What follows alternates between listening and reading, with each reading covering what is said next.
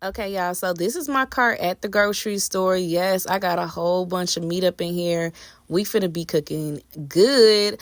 I usually just stock my deep freezer up with a whole bunch of meat, and then day by day or every 2 days or so, I just pick out what I want to cook as like a big family dinner.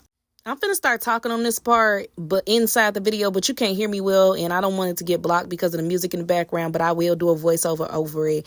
My go-to is usually a big old Thanksgiving type dinner on a regular day. These cookies were so cute for my kids. I'm gonna show y'all those in a minute too. But yeah, I'm getting into hot sauce ever since we did the hot sauce challenge. And my little pre-Thanksgiving food be like chicken, macaroni, dressing, beef neck bones, and greens, green beans, a turnip up in there. Like, I just really hook it up, y'all. I be cooking like it's a dang on holiday, and it be a regular schmegular day. Okay, y'all, so I'm leaving the grocery store and all this stuff in a trunk, y'all.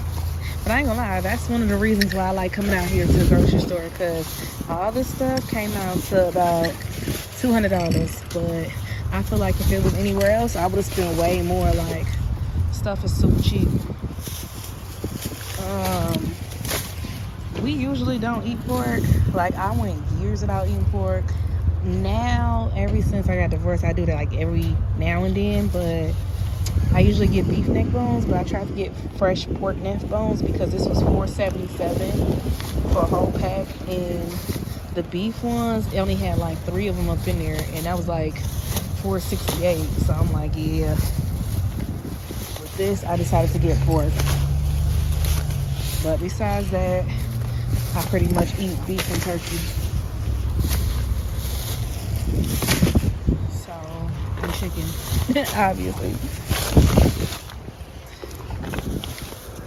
But yeah, I did good. I definitely still have some more shopping to do at other places.